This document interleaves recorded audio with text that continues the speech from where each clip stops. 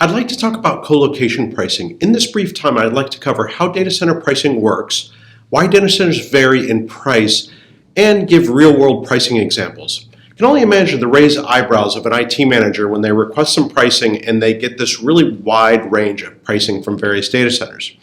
My goal today is to put some clarity around the costs and how they are derived for various data centers.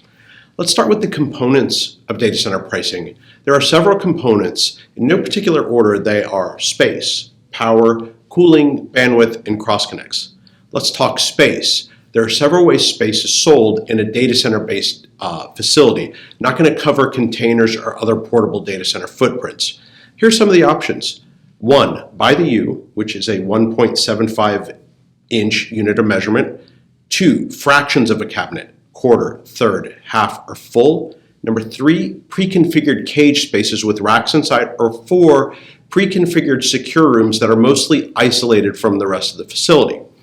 Let's move on to power. This comes several different ways, and it can be one of the most confusing aspects of colocation pricing. When you're speaking about racks, you have 20 or 30 amps delivered at 128 volts, or 20, 30, 50, 60 amps delivered at 208 volts. Depending on what you choose, this will make up the amount of kilowatts your cabinet uses. Here's how you calculate kilowatts. Take your amperage, multiply by volts.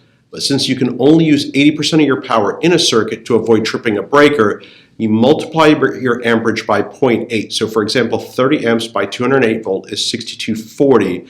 But since you can only use 80%, you'll multiply by 24 amps, which gives you about 4,992 watts. And we round up to 5,000 watts, which is what you get with 5 kilowatt racks. You can also get redundant power circuits. You can ask for 3-phase if you need to exceed a 60 amp 208 volt circuit.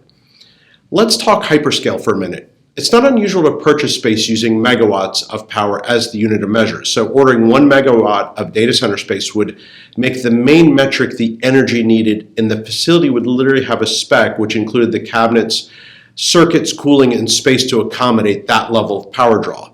This is also referred to as wholesale colocation. Let's talk cooling. Cooling is usually included as a component of power pricing unless your requirements for your power are really high. Most facilities can easily offer 10 kilowatt cabinets at a standard price, but increasing this to 20 or even 60 kilowatts can incur higher cabinet pricing, which is mainly to cover the cooling aspects of service. Bandwidth and cross-connects. Bandwidth and cross-connects show up on every data center quote. There are 2 ways I typically see this happening. A client will establish bandwidth like this, purchases 1 or 2 cross-connects from the data center, then purchases 1 or 2 bandwidth circuits from other providers. Some data centers can price out their own blended bandwidth that consists of 2 or more internet service providers.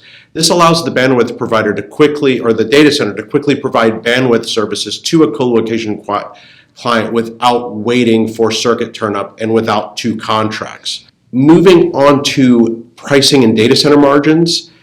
This is kind of an interesting topic, but it's like any other product, it's costed in the typical accounting model, overhead and margin with some variances. But buying data center space isn't a known quantity. There are several ways to start a data center, such as purchasing a financially distressed or foreclosed data center, or pouring concrete and building a facility from scratch, or retrofitting an existing building to be a data center. The point here is the initial investment can vary widely, unlike other businesses and franchises with more predictable startup costs.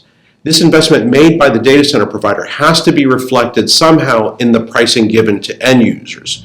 Let's talk about the power and space dilemma. In addition to the startup costs of building a data center, there are other pricing issues that product management have to avoid when pricing things out, such as selling all their space but having plenty of power capacity left over, which means they sold a lot of low density space, or selling all their power but having plenty of space left that cannot be sold.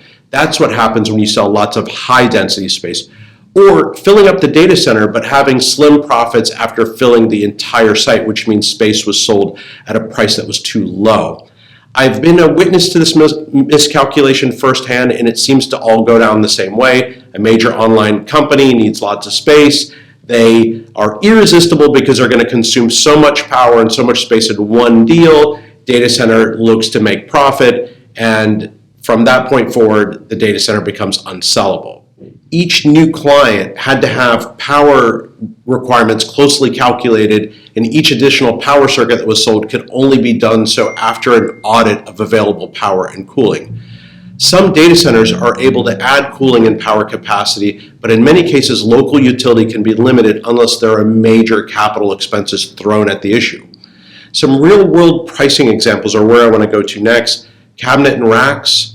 They're usually sold in increments of 1.75 inches, which are referred to as a U. Many cabinets are 42U, but there are smaller and taller ones based on the facility. For some high-density, space-efficient designs, it's not unusual to have way taller cabinets. So in this category, $300 to $2,000 per month based on the rate, the region, the cooling spec. Power pricing. Power drives most of your data center cost here. 30 amp, 208 volt circuits, anywhere from $500 to $600 per month. Most retail colocation assumes that you'll consume the entire amount of power allocated to you, which is 24 amps. Wholesale power, metered power, kind of a different story. CrossConnects, you can see a single charge of $50 one time up to $350 monthly. While this is the cause of some pain, in other words, why are you charging me so much space for a piece of fiber that runs 50 feet? A lot of data centers will justify this by saying the CrossConnect is treated like a mission critical circuit, which is included in service level agreements, is fully monitored, and the responsibility for keeping it connected and secure is on the data center. It's a major stream of revenue for some data centers, and the justification could be that you get a wide variety of bandwidth partners and infrastructure that you can connect to. Bandwidth. What I call in-house blended bandwidth, I find varies greatly. Generally, a gigabit to the internet will run between $500 and $1,000 per month, depending on the carrier. Remote hands, I've seen this fall into the range of $100 to $200 per hour. Data centers like to bill in 15 or 30-minute increments, meaning that if you ask for a task to be done, say rebooting a server, and it only takes 5 minutes, they will round to the nearest 15 or 30-minute mark. Some data centers will offer better pricing if you commit to remote hand service monthly. That way the data center could gauge their supply of on-hand personnel and staff up to ensure timely support if you pay for it consistently. Finally, things not covered. My goal is to really outline data center pricing. There are co-location facilities that offer the most basic space, power, cross-connects, and remote hands and nothing else. Other facilities can get pretty wild and deliver so many services on top of co-location, it starts to look like managed cloud. If you're currently in the data center market and you need to get multiple co-location quotes back in a single shot, you can always click the link below to get that process started with us. Thanks so much, and I look forward to chatting with you guys next month. Take care.